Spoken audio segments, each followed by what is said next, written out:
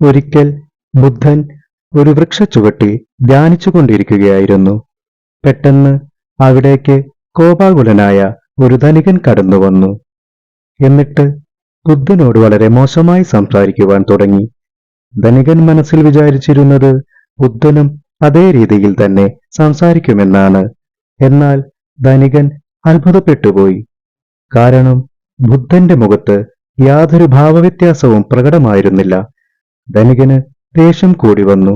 അയാൾ വളരെ മോശമായി വീണ്ടും വീണ്ടും ഉച്ചത്തിൽ സംസാരിക്കുവാൻ തുടങ്ങി.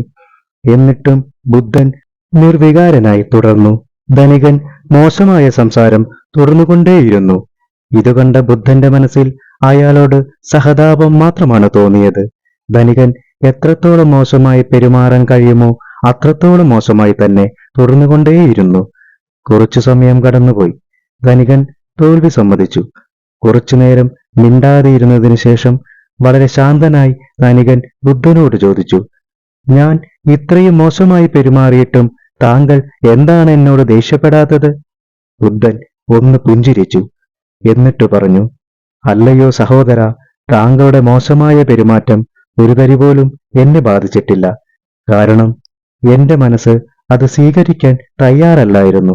ധനികൻ ചോദിച്ചു, പക്ഷേ ഞാൻ സംസാരിച്ചതെല്ലാം അങ്ങ് കേട്ടിരുന്നല്ലോ.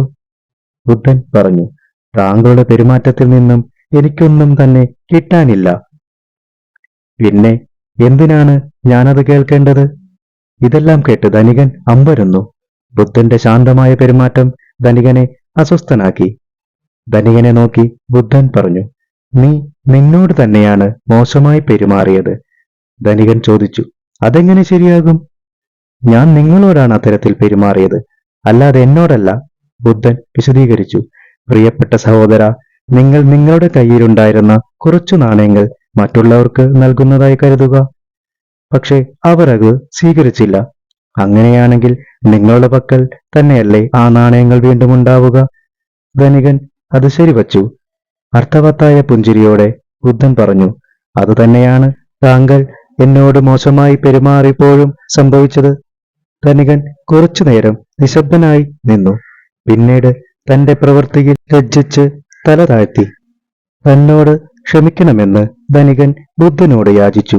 ഇതുപോലെയുള്ള സന്ദർഭങ്ങൾ ജീവിതത്തിലുണ്ടായാൽ ശാന്തമായി തന്നെ പ്രതികരിക്കാൻ പഠിക്കുക.